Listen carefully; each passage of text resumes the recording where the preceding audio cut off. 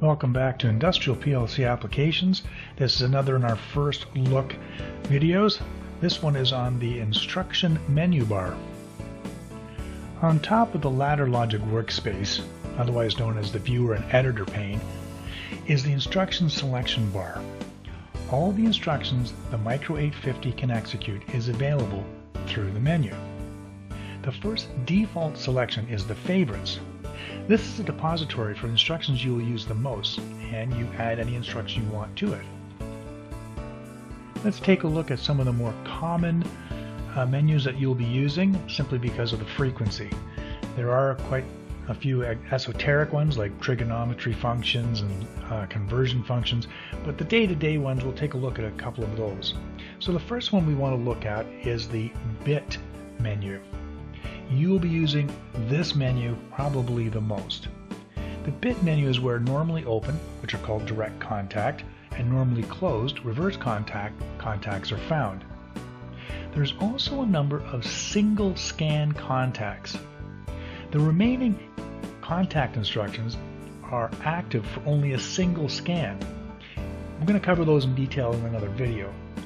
One thing to keep in mind, if you're unfamiliar with any instruction, just leave the mouse cursor over the instruction and a tip wizard will reveal its full name. Staying with the same bit menu, to the right of all the contact instructions comes our coils. The first is a direct coil. It's an output energized coil. Creating one of these also creates as many auxiliary contacts as required from that one coil. The reverse coil. This is a coil that turns off when the rung is energized. It is often used to turn off the same variable used as a direct coil, but this will force the variable off. Perhaps in the middle of a cycle you need to turn something off because of a condition that was unexpected. This could be programmed. The next group beyond that are all single scan outputs, which we will cover when we cover the single scan contacts. I almost missed these two. Set coil and reset coil. Set coil is an output that once energized remains energized regardless of the state of the logic that triggered it. It is often used as a placeholder to remember that an action has taken place. To unset it, we need to use the reset coil. So this is an output that turns off a variable or resets a bit to 0. This instruction is normally paired with the set coil. It used to be used to turn off non-paired variables, but that function has been taken over by the reverse coil.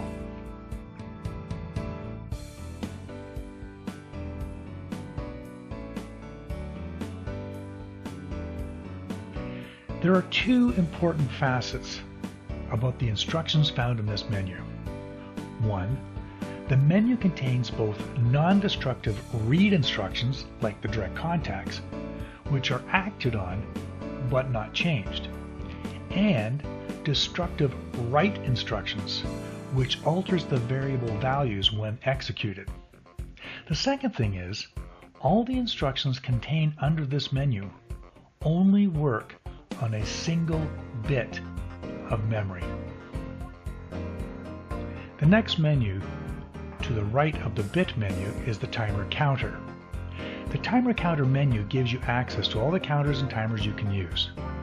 CTD, which is a count down counter, CTU, which is a count up counter, CTUD, which counts up and down. Then we get into the timers, the RHC, which is read a high speed clock, RTO, retentive on delay, TOF, timer off delay, TON, timer on delay, TONOFF, or TONOFF, is a timer on and delay off delay, and TP, a timer pulse. There's a video that goes through all of these in detail. Timers and counters are covered in detail in other videos. But here's a good opportunity, because timers and counters are so popular, we're going to show you how to add that to your favorites. You want to be able to access your timers and counters quickly. So you do have a menu selection called Favorites. If you wish to add a instruction to it, you go to the particular menu you find it. For example, we have the TON, which is an on delay timer. Instead of just clicking it and dragging it onto your workspace, you just right click and go add or remove from favorites. So this one, if I go back to my favorites, you can see I already have the TON. Let's go back to our timers and counters. I also use the turn on, turn off instructions. So I'm going to right click on that. I'm going to add that to favorites. And I'll do the same with the TOF, the off delay. And if I go to look at my favorites, I've added them here at the end. It's a good way to collect the same instructions you're using all the time so that you don't have to scroll through. These two little arrows will scroll you through all the selections, and you might get the odd one like a conversion or a logical function that you don't use very often. Okay, I get it. But for ones that are used all the time, might as well put them right into your favorite folder, and then it's easy to get and easy to use. The next two menus, Math and Compare, it's difficult to read all of the instructions, and it takes time for the tip wizard to show you what they are. I'll show you the next one, and again, you can see those. You've got great eyes. On mine, sometimes it looks like little flecks of dirt on the screen.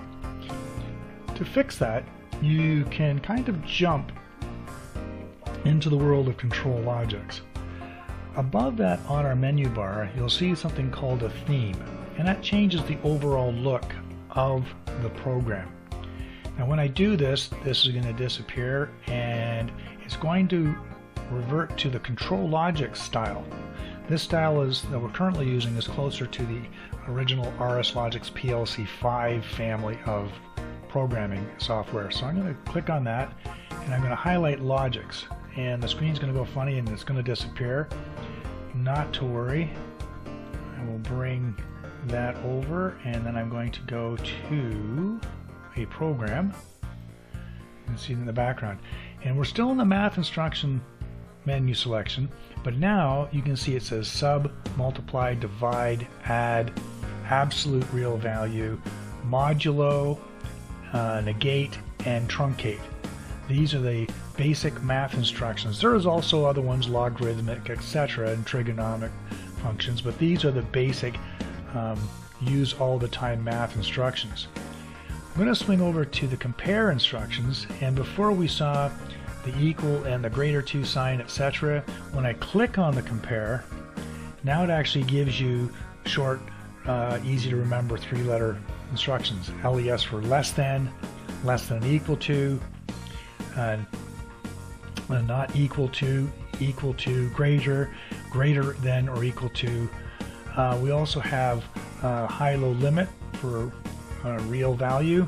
We have an integer limit within a specific range, and we have a maximum and a minimum that we can use in other comparative instructions. If we want to measure a certain scale, we have to define a minimum and a maximum, and you would use those two instructions. To go back, we simply go to the Logix again, and this time we're going to go to the default, and everything's going to disappear, and we're going to move that back. I'm going to open up the same program I was in before, and you can see the compare is now back to these less than, or equal to. Oh, that's not equal. It's a little easier to see, especially if you've got middle-aged eyes and you don't have to constantly clean your screen. One of the drawbacks with this layout of menus and grouping instructions together, if you remember the grouping, it's great. If you don't, then you may be hunting. Again, you can scroll and you'll see there's actually quite a few more that come up. But what if you know what you want to do, but you just can't remember what it's called? Well, up at the top here we have a search. And I know there's some math instruction. I think it's a logarithm, so I'm going to type in log, and it comes up, and it even tells you what menu it'll find it on. So the next time I'm looking for it, oh, it's the advanced math. And then when I click on that, that becomes it, and it adds it to our program. Just kind of see that there where it says log. So that is the search function. Any particular instruction that you want, you can type in. See what happens when I type in contact. It gives me a choice. Coil, see what comes up. Gives me 4 different ones to choose from. Now, another thing that's happened here, because I'm still on that Logix, you'll see 2 of these have changed from S and R to L and U. I'm going to change the theme, so bear with me for a moment. Go back to our default.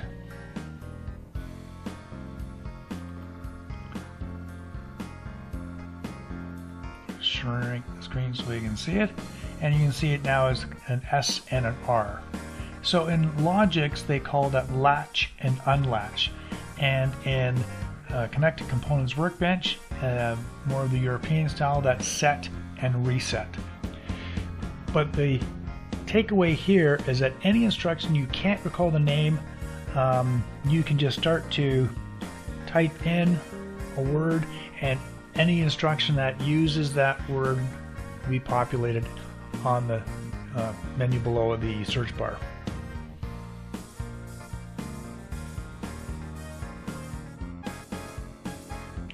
This has been another one of our First Look video series. Stay tuned for future videos in the First Look series, including Workspace, Ladder Logic, Work Environment Settings, Variable Selector and Variable Monitor, Falling or Rising, Bits or Bytes, and Data Size, and also be on the lookout for our next series, a Deeper Look, and the final series, Deep Diving. Thank you for watching.